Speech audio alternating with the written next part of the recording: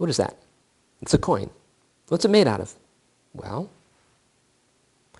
looks like it's made out of gold.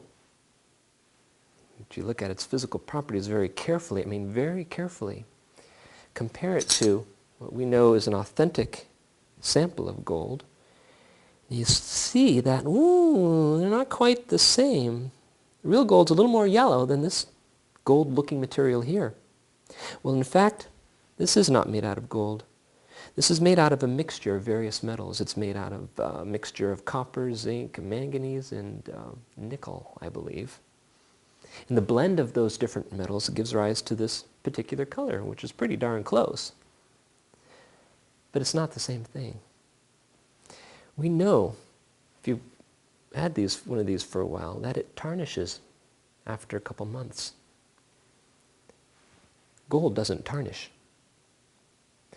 We're talking now about what's called a chemical property. And a chemical property is the tendency of a material to change into something else. And as the copper tarnishes, what's happening is there are chemical changes on the surface, whereas the metals are transforming into new materials that have a darkened color. Same thing happens when you have silver tarnishing. There's sulfur compounds in the atmosphere, and the sulfur lands onto the silver, and it reacts with the silver and forms this black material. That's not silver, it's a compound of silver. And that's an example of a chemical property of the silver to transform into the tarnish.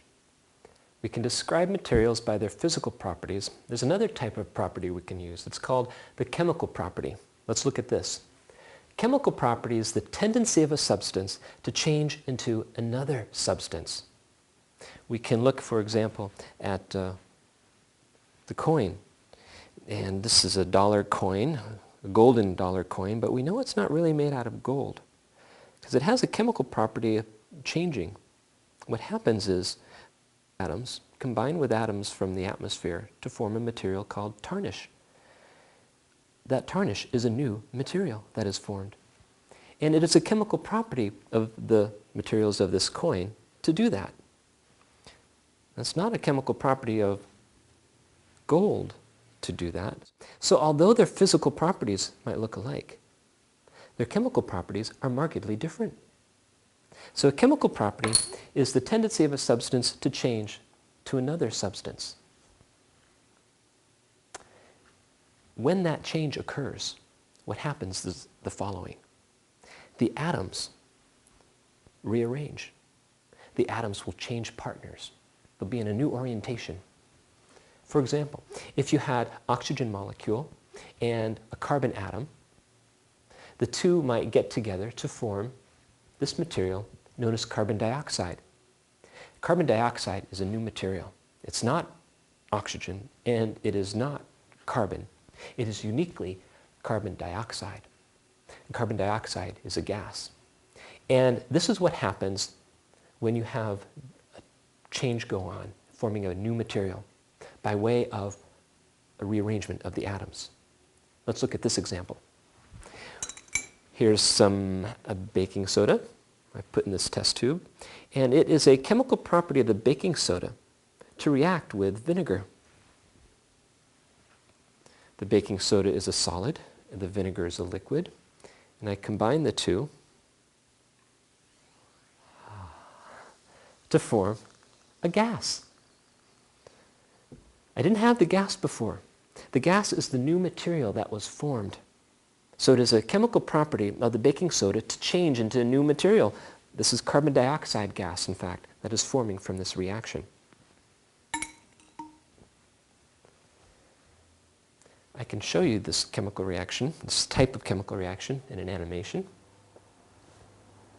Here you have your oxygen molecule and your carbon atom. They get together to form a new material, which is carbon dioxide. Similar, but not the same as the baking soda reaction. Here we have carbon atom, oxygen molecule, and when they get together to form a new orientation, you call that a chemical change. A new material has formed by virtue of a change in the way the atoms are arranged. A chemical change is any change involving a rearrangement of the atoms. Got that? If you got that, you'll understand what we mean by a chemical reaction. You've just seen some with the baking soda. That was an example of a chemical reaction. Chemical reaction is the process of a chemical change. During a chemical reaction, new materials are formed by a change in the way the atoms are put together. Here's an example, another example of a chemical change, hence chemical reaction. I've got some water, and I've got a battery. The battery has some platinum electrodes attached to it, and I put the platinum electrodes into the water, and I see the formation of a new material. We have gases that are being formed there, and you see they're bubbling up. On one electrode, sure enough, there's hydrogen being generated. On the other electrode, there's oxygen being generated. We're transforming the water into hydrogen and oxygen. We can say it's a chemical property of the water to transform into hydrogen and oxygen when an electric current passes through it. We see chemical reactions going on here by virtue of the formation of new material. And those are the gases that are being formed. How about this one? This box has some circles in it, and each circle represents an atom. And we see that these atoms are paired off. That means we have molecules. We have the gold molecules and the black molecules. And we're trying to represent a transformation here as we move from left to right. And now we have the gold molecules still up floating around, but down at the bottom now you have the black molecules all together. The question for you is this representative of a physical or chemical change? During a physical change, you still have what you had. If you start out with a certain type of molecule, you'll end up with the same type of molecule. Remember, like going from water to ice, you still have water molecules. You haven't changed what you have down at the level of atoms and molecules. And so we look at this and we go, looks to me like this is the gaseous phase. A gaseous phase with two types of materials. And it looks like over here we have a liquid phase. Going from a gaseous phase to a liquid phase, an example of a physical change. Do you suppose these are at the same temperature? Do you suppose those two materials have the same boiling points? Which do you suppose has the higher boiling point? How about this question? Take this same box and have a different kind of transformation over to here. Is this an example of a physical or chemical change? Look carefully.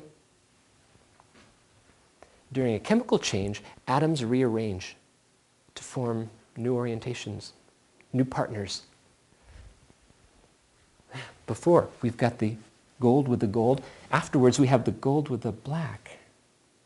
The atoms have changed partners. Looks like perhaps we have a new material that was formed. And that's the ticket. If you can identify that a new material has been formed, that's the mark of a chemical change. Got it. And that's it. You got physical properties and physical changes, chemical properties and chemical changes. Good chemistry tip.